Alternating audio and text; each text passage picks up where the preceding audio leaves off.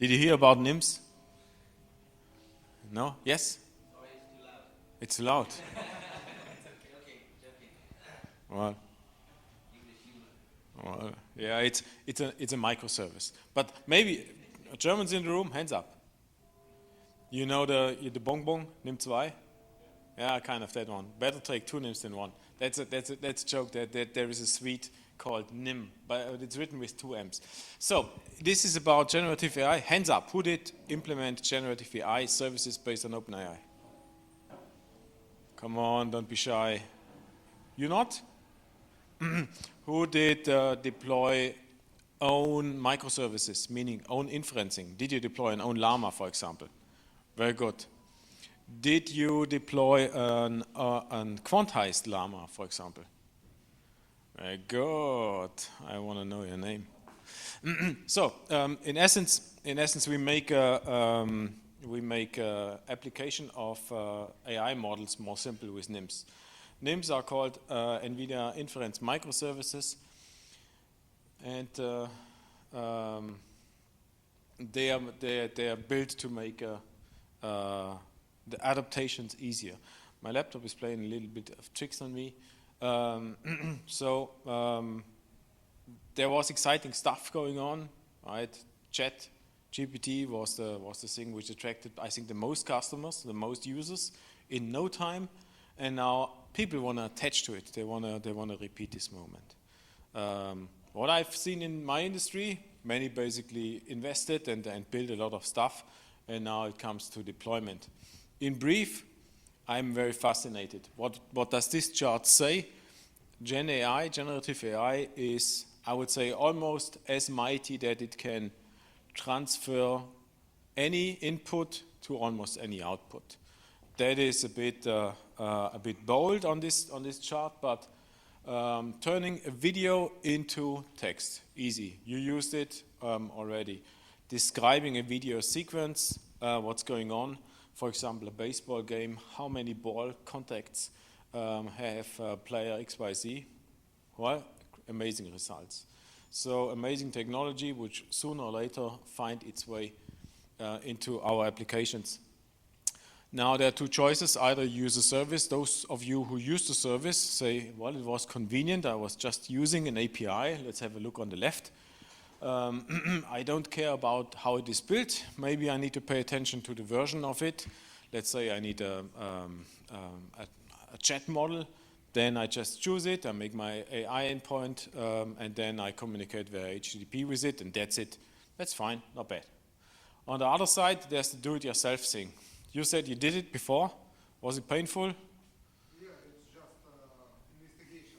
Would you be so bold and say, I'm going to deploy to the outside and make a service around it, which is stable enough? Yeah. Okay, very good. So not everyone is used in making production ready code. So on the right side, if you're doing it on your own, yes, there are a couple of things you need to pay attention to so that it runs where you want to run it. It's secure and it's optimized. So what difference have you noticed between deploying a standard llama and a quantized llama? Noticeable? Factor of 2, 3, more? So for those of you who don't deal with it all the time, big models these days have 7 billions and more. They are a bit, how to say, sperrig, what's the right way to translate it. They are not as handy. That means deploying them causes its friction. Since there's a lot of computation which is done in the model, then if you don't do it smart, then all of a sudden you're going to feel it, and the user feels it in terms of latency. And so we do talk actually a lot about model optimization, which is one of the core competencies. How do we deliver our artifacts? Every one of you worked with containers, I think. Don't disappoint me. Yes, of course. This is good. If I go in a data center environment, people say I've worked with VMs, but not everyone. So how do we serve the inferencing artifacts what we have? This is again playing tricks on me. not so fast, my friend. We serve them as a container. And we build a few things in, which might seem not so obvious in the beginning. We need a piece of software which executes, let's say, our Llama, which is our example of choice. So inference engine. Which inference engine did you use? Which inference engine did you use? Yes, we provide two inference engines. One is TensorRT-LLM, that's our own, where a team works and makes it better and better and better. And we also provide VLLM in the same container, in the same package. And then, because VLLM is a very good choice as well, so basically we switch sometimes in between. But yes, it's a good code.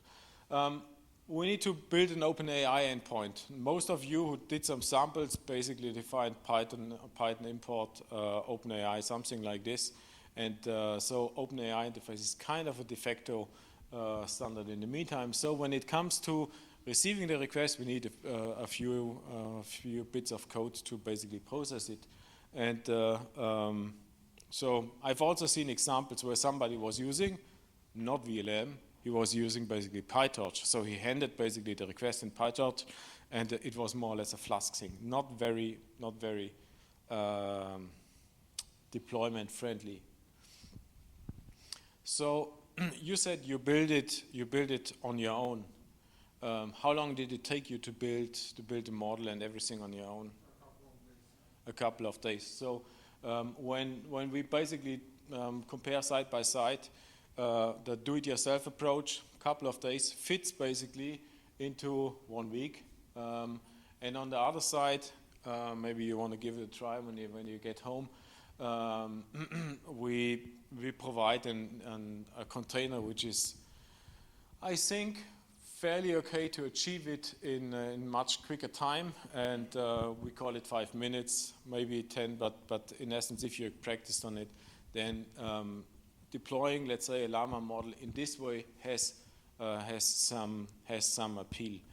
When it comes to performance, we want to be fast, but that is not the ultimate criteria. Often the criteria is AI services are expensive, so economics play a role, and either we do it fast and process more, so the per request goes down by just being more fast. So in essence, the economics behind it, let's say if you use an OpenAI endpoint, you pay on a per request basis. You might buy a couple of requests in advance, but you pay on a per request basis. In contrast, the model of you deploy it on your own is you have some step fixed investment to keep it running, but everything which fits in is basically already more or less built. We do support all the models which are of relevance these days: Starcode or Mistral, Llama, our own models called Nemo, Nemotron, and we bring basically a pre-built engine for those. You deploy it, very classic in the Kubernetes setup. It's just a container, so all the authentication stuff, you do it basically in your Kubernetes-like fashion. Any one of you deployed their own customizations on LoRa adapter? No. So let's say this group is building an AI-based solution which does something special for their customer. You're doing another one, and then you have fine-tuned your model using LoRa, low-rank adaptation approach, and you basically did the same. Now you can deploy it nicely because the LoRa adapter is fairly small, while the model is basically big. When you agree before you're doing this that we're using standard baseline Llama and you do the same, you can start to consolidate. So we're going to deploy a standard Llama, and on top we start to implement the adaptations, the customizations, which is a very nice way to consolidate. And all of a sudden I can serve your customers, we can serve your customers, and so on and so on. You can deploy a couple of hundreds on this one. And this is what is meant by customization. And it's not planned, it is there. And it's a very elegant way to say, I agree on a certain model that gives me the freedom to deploy many, many other models in parallel. Very nice. There are more microservices what we have available for the developer. And there is something to create appetite for this and to help you to decide, is this a useful microservice for myself? And remember this link, build.nvidia.com. This is a place where you can test certain microservices. If you then decide, oh, that's a good one for my application, I want to deploy it in a different fashion, that's actually the idea. So we do serve a couple of endpoints here, but the purpose is not serving it for production. This is more an appetizer, so that when you decide to do it, you decide to deploy your own microservice in your preferred cloud or wherever you want.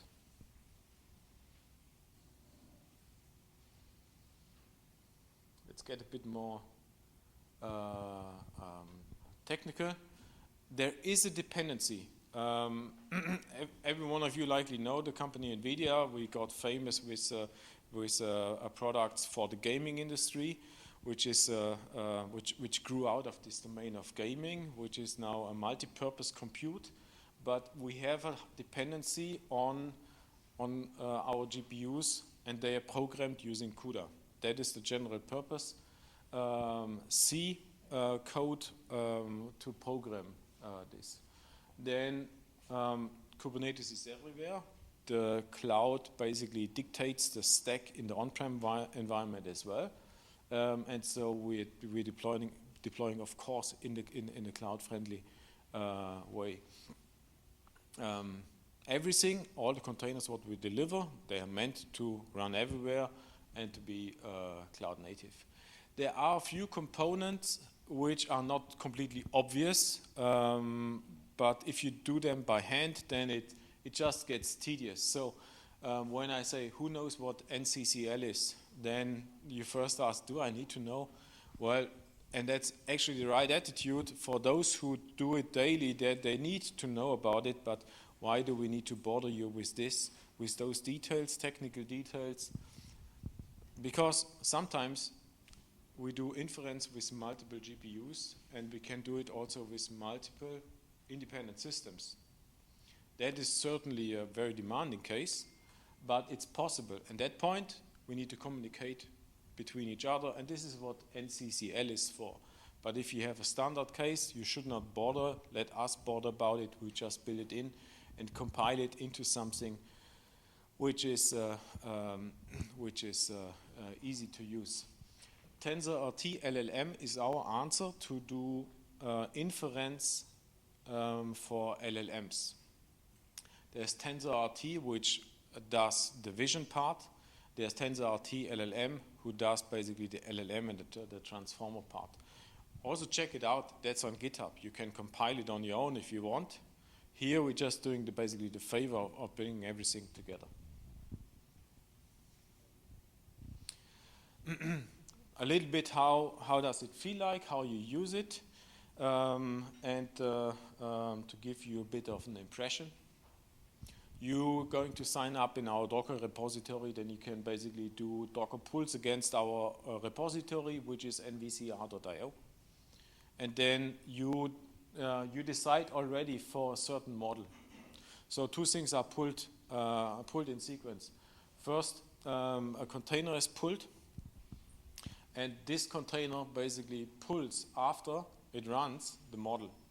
There's a reason for doing this. If you are in an air-gapped environment, we can basically stop this behavior if you don't like it. So it's not a limitation, but for most it is basically a simplification. So this is why we've chosen this one. So once the container is pulled, it starts running. It does exactly what I described. It screens the hardware for a particular purpose, because we do optimizations of the model depending on the hardware. and so it finds out what is the best implementation for this particular chip in front of me, and then it starts serving. Those are a few details about the REST API. You find likely familiar parts on this one because the endpoints are in line with OpenAI endpoints. So we call this fast API, what we have in here, which implements this. And then here you basically see the execution of the models, which are either with our own implementation or with basically, I would call it the best open source implementation, which is an alternative there as well. And depending on the model, the system chooses what is the best implementation in here. To give a bit more detail how it then works, we do care about optimization of models, meaning quantization, but this chart describes basically the interaction with this so-called adapter store. This is the customization. When I was making this example for the customization with the tables, this is basically the adapter store. So we put all our adaptations and customizations into this adapter store as a mount point to the Docker container, and it's just a simple volume mapping then. We don't need to take care about the model itself. This is pulled then. Actually, this is one of the most wanted features as a feedback. When we do the pull sequence of the container, I mentioned it briefly. Let's have a look in the middle, hardware detection. So at this moment, Hopper GPU is in high demand. Ampere is in high demand as well. There are different variations in terms of memory and compute capabilities. When we do the optimization, we actually run a heuristic, which then decides on the best choices based on this particular architecture. So we pull the model if possible directly if we have it, but there's also a fallback that we can work with Hugging Face models. So Hugging Face, everyone knows about Hugging Face? Very good. Yeah. So it's a nice and convenient way to distribute models, and that is an alternative pull path, and which we do as well. So I think no one can basically afford to not work with Hugging Face. French company, and they made I think working with models, they simplified it a lot. So it's worth a look. This is a little bit of the basically support matrix, what we need to take care about. On the right, you see many variations with different parameters. So, for example, that is a particular chip that is a precision, and then we want to find out, is it basically a throughput-oriented setting? Do I have to process a batch, or is it more a latency-specific case? So I want to process it as quick as possible. And so we can basically choose. So you choose, I have this hardware available, and that many GPUs. What do I want? You either choose between the two, with fries, without fries, or with mayonnaise or with ketchup, in simple terms. So you basically make a few decisions, and you don't need to care about the rest, and it starts to pull those things. That's a different one. So those are more demanding cases where we need to use multiple GPUs. How many GPUs did you use? From 1 to 3. Okay, so I tried to scale. yeah. So when we have a scenario like this, we need to cut the model in certain pieces and basically distribute the pieces in a coordinated way. But it's basically the same logic. Here, in addition, we have the BF16 data type in addition. So that is what is done behind. And did you deploy a customized model, or did you just deploy off-the-shelf model? Yeah, yeah.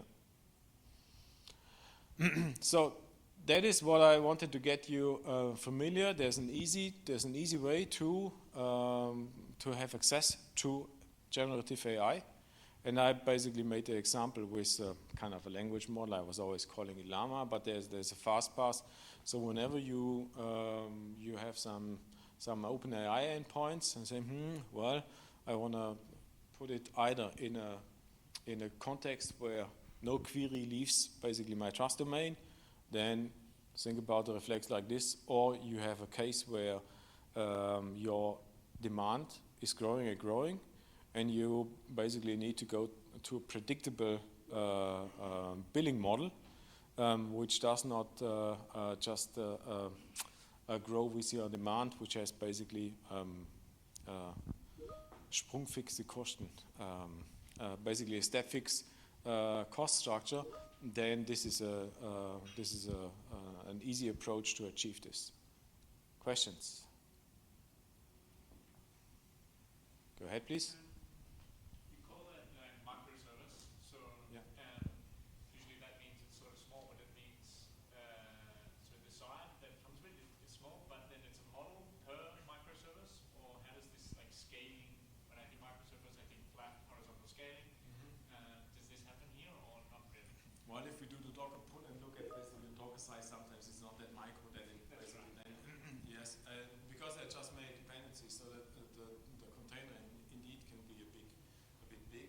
So the container has, from an overall structure, enough knowledge to have the execution environment and know how to basically pull a model and get it served. What I did not mention about it, there's a model configuration and a manifest to it, which basically tells the engine how to basically, yes, how, and for example, where's the input? If somebody has a text, it needs to go through a tokenizer. Where's the input into this model? It must have a name. It's not just intuitive.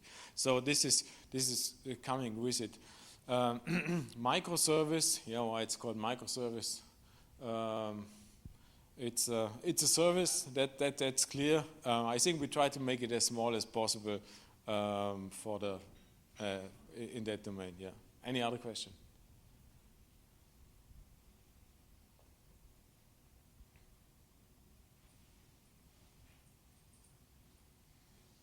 No? Are we good?